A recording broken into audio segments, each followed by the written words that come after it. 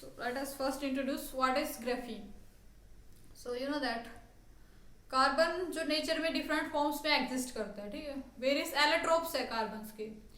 Classically allotropes की बात करें तो क्लासिकली डायमंड्स की दो फॉर्म्स ही नोन थी, सॉरी कार्बन की, ठीक है। कौन सी थी? डायमंड एंड एक तो थी डायमंड और दूसरी थी ग्रेफाइट, ठीक है। दो टाइप्स की फॉर्म्स ही नोन थी। फिर रिसेंट डिस्कवरीज में ये कि वेरियस कार्बन के एलोट्रोप्स फाइंड आउट हुए। तो जो कार्बन क्लासिकली एग्जिस्ट करता था, क्लासिकली कार्बन की बात करें तो दो फॉर्म में एग्जिस्ट कर फाइंड आउट था, इतना ही पता था लोगों को कि डायमंड फॉर्म में एग्जिस्ट करता है और एक ग्रेफाइट में। तो जो रिसेंट जो इसकी फॉर्म्स फाइंड आउट हुई है वो उनमें कौन सी है? एक तो बकमिंस्टर फुलरिन, ये 1985 में, आई थिंक 1985 में ये डिस्कवर हुआ है कि जो ग्रेफीन की, हाँ ये 1985 में हुआ है। आफ्टर दैट है कार्बन नैनो ट्यूब एंड उसके बाद है graphene. Next is carbon nano tubes, ये 1991 में डिस्कवर हुआ था कार्बन नैनो ट्यूब्स, ठीक है, इस फॉर्म में पाया जाता है। और एक लास्ट है ग्रेफीन, ये 2004 में डिस्कवर हुआ, ठीक है। ये बिल्कुल रिसेंट एलोट्रोप है कार्बन का, ग्रेफीन।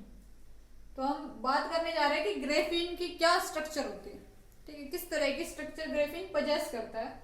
तो ये एक कार्बन का एलोट्रोप है, ठीक है, तो पता है आपको बात। तो किस टाइप की इसकी स्ट्रक्चर होती है जो वो हम देखने जा रहे हैं, किस टाइप की ग्रेफीन की स्ट्रक्चर होती है। तो जो ग्रेफीन है, सबसे पहले तो ये एक 2 डायमेंशनल क्रिस्टल है।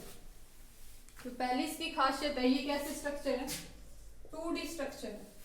2D स्ट्रक्चर कहो कि या कहो कि एक प्लेनर स्ट्रक्चर है, कि एक प्लेन की तरह इसकी स्ट्रक्चर है, ठीक है। अब वो किस तरह की प्लेनर स्ट्रक्चर है? तो इस तरह से अरेंज होती है, लेयर्स की फॉर्म में होता है।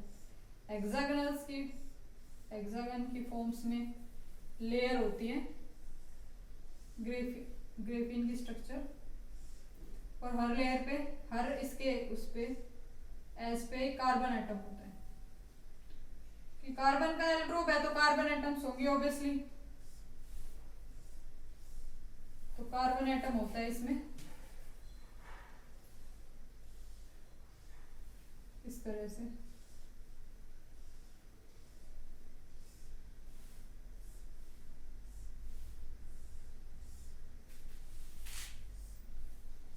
प्लेनर स्ट्रक्चर है 2 डायमेंशन में।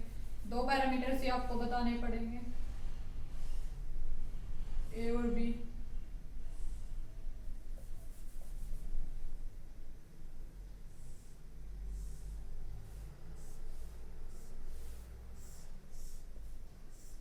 इस तरीके से थोड़ा आप मैनेज कर लेना, इस तरह से पूरा रिपीटेड स्ट्रक्चर होता है। ये पैटर्न सारे उसमें टाइलिंग होती है हेक्सागन, इस तरीके से ये रिपीट हो रहा है इस तरह से।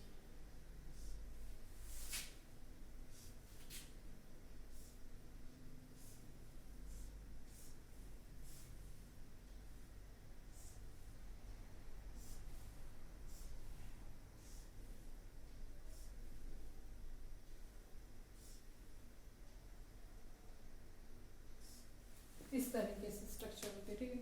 और हर पोजीशन पे कार्बन एटम होते हैं इस तरीके से।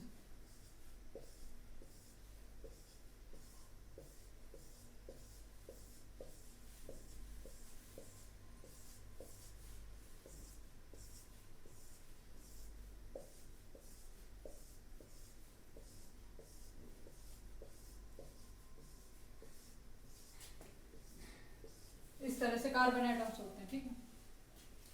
तो ये तो हमने इसकी स्ट्रक्चर की बात की। अब हम यूनिट सेल देखते हैं, लैटिस देखते हैं कि लैटिस किस तरीके का लैटिस की शेप होगी। ठीक है, तो अगर हम हर कार्बन एटम को, जहां भी कार्बन एटम रखा है, अगर उन सभी पॉइंट्स को लैटिस कंसीडर करें, इन सभी पॉइंट्स को लैटिस कंसीडर करें, तो देखते हैं कि क्या ये सभी पॉइंट्स लैटिस है या नहीं है। तो लैटिस होने के लिए क्या कंडीशन होनी चाहिए, यू नो दैट कि लैटिस हम उसको कहेंगे कि एक तो उसको रिपीट करने पे उन सभी पैटर्न्स को स्ट्रक्चर मिलनी चाहिए। ठीक है, सेकंड क्या होना चाहिए कि उनकी नेबरहुड जो है जो वो आइडेंटिकल होनी चाहिए। तो लेट अस चेक, अब ये तो हो गया कि भाई ये सारे स्ट्रक्चर्स को रिपीट करने पे मिल रहा है, ये पहले की कंडीशन तो हो गई फुलफिल। नेक्स्ट हम देखते हैं कि क्या इनकी जो सराउंडिंग है, नेबरहुड है, वो आइडेंटिकल है। तो लेट अस से कि यहाँ से हम लेके चलते हैं, तो अगर हम यहाँ से, ये ए पैरामीटर है, ए डिस्टेंस है, atom to atom distance, atom to atom distance इस केस में हमने डी मान रखी है। ठीक है, डी नेक्स्ट बाद में बात करेंगे इस केस में। लेट्स से कि हम इतना डिस्प्लेस हुए, तो इतना डिस्प्लेस होने पे एक एटम मिल रहा है राइट में, बट इस एटम्स के राइट में अगर हम इतना डिस्प्लेस हुए तो कोई और एटम है नहीं है। ठीक इसी तरीके से आप देख सकते हैं कि इस एटम के डाउनवर्ड में एक एटम है, बस इसके डाउनवर्ड में कोई एटम नहीं है। तो यहाँ से अब हम ये देखेंगे कि भाई इन दोनों को, दोनों लोकेशंस लैटिस पॉइंट्स नहीं हो सकती।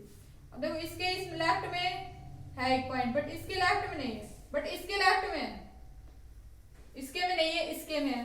तो मतलब एक छोड़ के एक, अल्टरनेट पोजीशंस को हम लैटिस कंसीडर कर सकते हैं, करने की कोशिश करते हैं कि क्या उनको करने से कुछ मतलब लैटिस की कंडीशंस फुलफिल हो रही है कि नहीं हो रही है।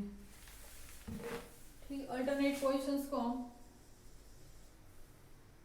अपना लैटिस पॉइंट कंसीडर कर रहे हैं, अल्टरनेट पोजीशंस को।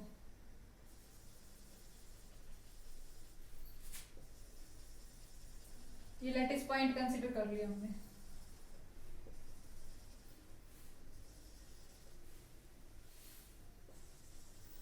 इस तरह से ये सारे लैटिस पॉइंट्स हैं।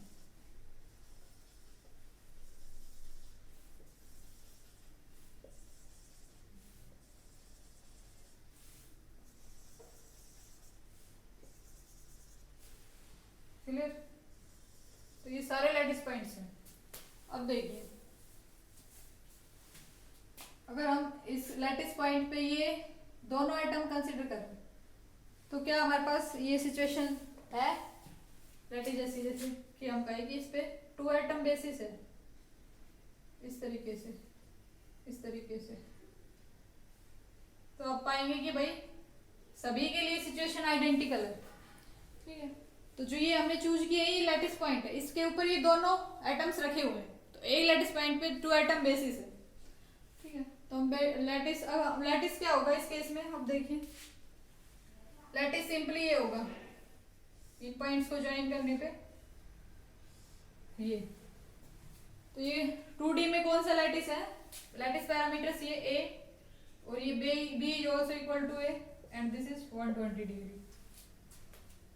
तो कौन सा है ये, हेक्सागोनल, तो इसका लैटिस टाइप क्या होगा, हेक्सागोनल। लैटिस पैरामीटर हमने बता दिए कि A is equals to B and gamma is 120।